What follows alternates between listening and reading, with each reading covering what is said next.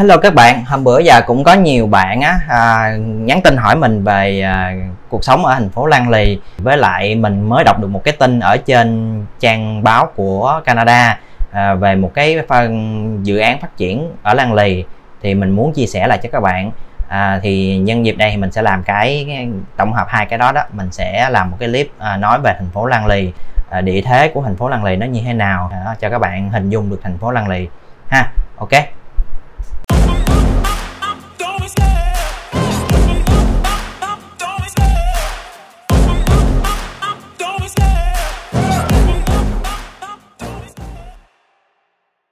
Ok, đầu tiên thì mình sẽ chia sẻ cho các bạn về địa thế thành phố Lang Lì.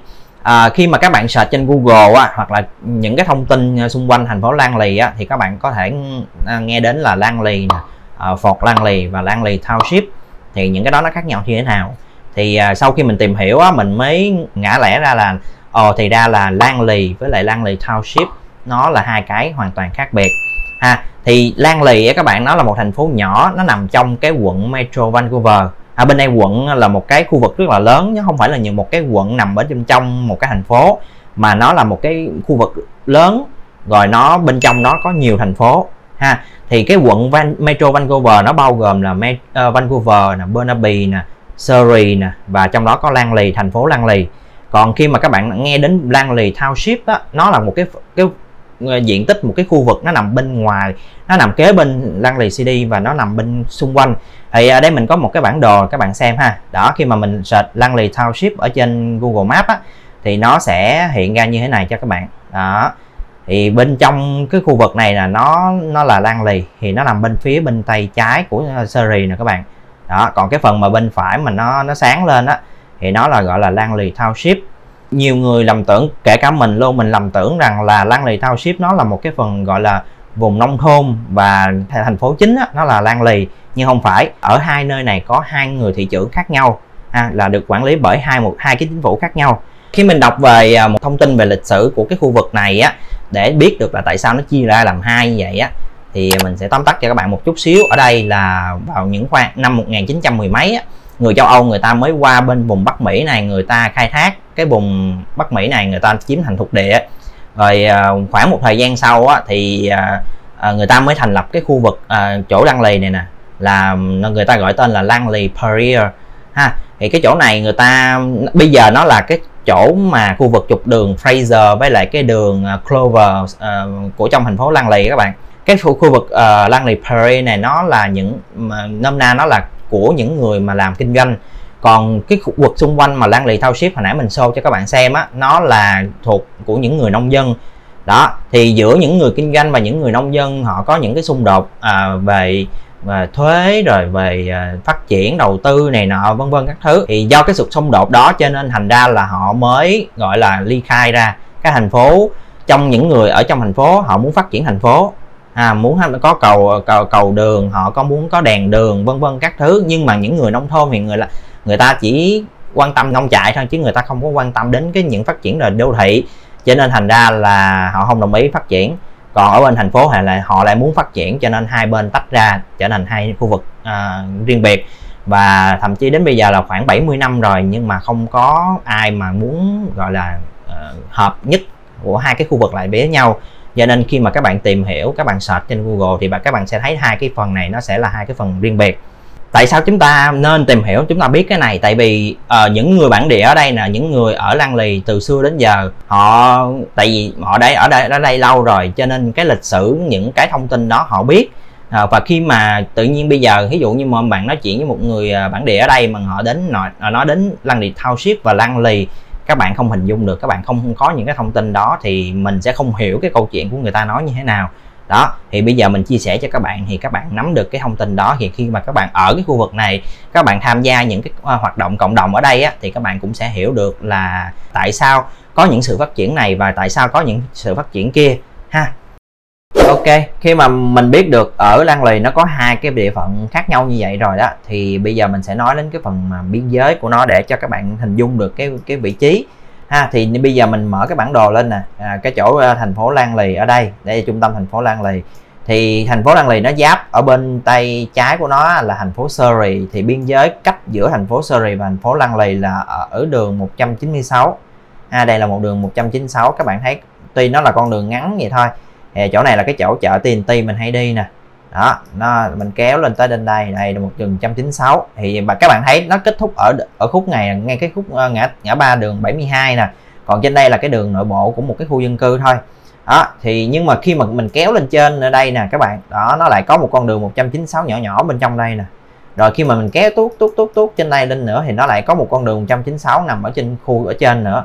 Đó, chính vì vậy á, khi mà tìm nhà hoặc là các bạn đưa địa chỉ nhà của các bạn cho một ai đó đến mua đồ hay sao đó, thì các bạn phải nói được là cái giao lộ của cái khu mà bạn ở. Thí dụ như mình ở trên đường 196 mà hiện nhà mình nó nằm gần với đường 68 thì mình sẽ nói là 19668 ha. Đó, thường là người ta sẽ nói cái đường ngang trước là 68 196. Đó. Khi mà các bạn mua đồ online á, thì những người dân ở đây nè, người ta sẽ không có cho số địa chỉ nhà trực tiếp. Lúc mà người ta chat đó, để cho bạn hình dung được cái khu vực á, thì người ta sẽ nói cái khoảng đường thôi. Thì cái ngã tư chỗ đường 68 và đường 196 thì các bạn search ra thì cũng rất là dễ. Các bạn lên Google nè ha, Google Maps nè, các bạn search 98F với lại 196 Street nè. Đó, thì nó cũng sẽ ra. Đó, Google rất là hay ở chỗ này. Rồi nói lại trở lại là cái biên giới của Lăng Lì á, thì thành phố Lăng Lì hồi nãy mình nói là nó nằm khoét ở bên trong trong cái Lăng Lì Township ở ngoài. Thì cái biên giới của Lăng Lì Township là nó nằm ngay cái đường 64 này nè các bạn. Có nghĩa là nó chạy đến 196 đây, nó khoét một miếng xuống dưới này ha, rồi nó lại khoét ngược lên đường 64 chỗ này. Thì cái mall mà mình hay đi, mà Willowbrook Mall mà mình hay quay cho các bạn xem á, thì nó lại nằm trong địa phận của Lăng Lì Township. Đó, bên trái đây thì là địa phận của Surrey. Đó, bên dưới đây thì lại là địa phận của Lăng Lì CD. Đó, nó mắc cười chỗ đó đó. Thì nguyên cái khúc trên này nè các bạn, chỗ Costco, Walmart này nọ mình hay đi á, nó lại là của Lăng Lì Township chứ không phải là của Lăng Lì CD. Có một cái nữa mình cũng mới vừa biết, do một bạn ở trên kênh YouTube của mình, bạn comment á, thì mình cũng tìm hiểu qua. Thì mình thấy khi mà ví dụ nha các bạn, đây mình mở bản đồ lên, zoom bự lên cho các bạn xem. Khi mà các bạn nhận được một cái địa chỉ của một ai đó, mình giả sử như chỗ này đi. Đó, thì các bạn có thể thấy địa chỉ của chỗ này là 19608 đường 56 ha. Đó, thì khi mà các bạn nhìn vô cái số địa chỉ nó dài nè, thực ra cái số nhà này nó chỉ là số 8 thôi, 08 thôi. Còn cái 196 này nè, đó chính là cái đường mà nó giao với cái con đường 56. Bây giờ bạn chỉ cần không cần biết, bạn không cần mở bản đồ lên, bạn chỉ cần nhìn vô cái số nhà thôi, các bạn có thể biết được là cái con đường, cái nhà đó nó nằm gần cái ngã tư nào. Vì mình chỉ việc mình chạy đến gần cái ngã tư đó rồi mình kiếm cái số nhà 08 là nó ra ha. Rồi quay lại với cái tin mà mình mới vừa đọc ở trên trang của chính phủ tỉnh bang BC á, là người ta mới approve cái kế hoạch cái dự án mà làm cái tuyến Skytrain từ thành phố Surrey đi đến thành phố Lăng Lì.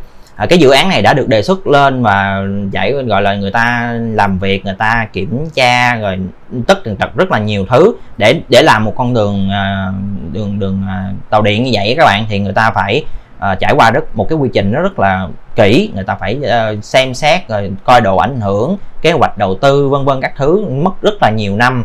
Thì cuối cùng là người ta đã thông qua và bây giờ người ta bắt đầu khởi công, người ta thực hiện. Thì cái kế hoạch này á, nó là cái tuyến, nếu mà các bạn search trên Google các bạn sẽ thấy cái tuyến là gọi là Expo Line, thì màu xanh xanh á, thì cái trạm cuối cùng ở thành phố Surrey nó là trạm King George ha. Hiện thời nếu mà các bạn đi đến chỗ đó, các bạn sẽ thấy có một cái phần đường tàu điện nhưng mà nó bị cắt, nó chưa có hoàn thành. Thì sau trong tương lai cái đường đó nó sẽ nối thẳng xuống Lăng Lì luôn. Và cái dự án này á, kế hoạch người ta sẽ hoàn thành vào năm 2028, có nghĩa bây giờ là 22 rồi ha, 28 là 6 năm nữa. Thì trong vòng 6 năm đó người ta sẽ hoàn thành tuyến đường đó dài khoảng 8 đến 10 cây số. Và trong cái đường đó nó sẽ có tổng cộng là 8 cái trạm ha. Mà 8 cái trạm các bạn có thể coi trên bản đồ nè. Đó, 8 cái trạm. Sau này á, nếu mà các bạn ở Lăng Lì, các bạn chỉ cần nhảy lên cái trạm ở thành phố Lăng Lì là các bạn có thể đi thẳng lên trên Surrey, đi bằng tàu điện. Ngoài ra này, nếu mà các bạn ở Langley, các bạn đi học ở đâu đó trong Burnaby hoặc là ở trong Vancouver, thì các bạn chỉ cần nhảy lên tàu và các bạn ngồi lên đó đi thẳng vô trong Vancouver luôn. Nó rất là tiện, rất là nhanh. Thì cái dự án này, mình thấy cái dự án này mở rộng cái tuyến này ra, mình thấy cái cơ hội phát triển rất là cao. Tại vì khi mà đường sắt mà nó mở rộng rồi đó, chắc chắn là người ta sẽ đổ nhiều về cái khu vực này. Tại vì hiện thời cái khu vực từ phía mà ngoài rìa Surrey cho đến Langley á, dân cư nó cũng còn thưa thớt, tại vì nó thiếu phương tiện đi lại, phương tiện công cộng này nọ.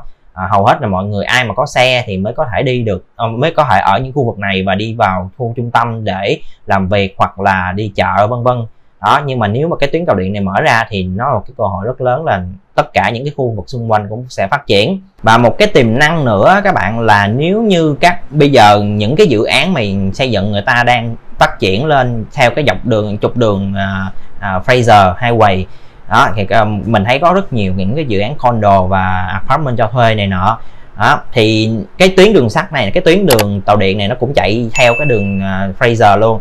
Thì nếu mà mình có tiền, mình có khả năng mình đầu tư mua nhà ở này, sau này mình cho thuê hoặc là mình mua để bán lại, thì mình chắc chắn là sẽ rất là được giá. Tại vì cái tuyến này nó mở ra thì chắc chắn là người dân người ta sẽ đổ vô, người ta ở rất là nhiều. Và theo một số các số liệu mà mình coi được theo của chính phủ người ta công bố gần đây á, thì cái tỷ lệ mà những người mà chuyển qua BC và ở Langley á tăng lên rất là cao so với lại là Surrey và Vancouver. Thì chắc chắn rồi các bạn, không riêng nhiều người Việt Nam, những người Tây, những người Ấn Độ hay những người nước ngoài khác, người ta đi vào Canada và từ những cái tỉnh bang khác người ta chuyển qua, thì người ta cũng muốn chọn một cái thành phố trong lành, thoáng đãng hơn. Chứ mà đi vào Surrey hay hoặc là đi vào Vancouver thì nó lại quá đắt đỏ và nó quá là xô bồ, phức tạp ha. Đó là lý do tại sao mà cái thành phố Langley và những cái vùng xung quanh đó nó sẽ phát triển trong tương lai. Ok, đó là tất cả những gì mình biết về thành phố Langley mà mình muốn chia sẻ lại cho các bạn. Hy vọng là những cái thông tin này nó sẽ giúp cho các bạn đang có ý định định cư tại thành phố Langley có thêm nhiều những cái manh mối, những cái kiến thức để các bạn có thể đưa ra quyết định của mình. Nếu các bạn thấy hay thì các bạn có thể bấm like bên dưới để ủng hộ cho mình. Và đừng quên vào kênh của mình bấm vào nút subscribe, nút đăng ký và cái chuông kế bên để nhận thêm nhiều những cái video mình chia sẻ về cuộc sống ở Canada nữa nhé. Ok, cảm ơn các bạn. Bye bye.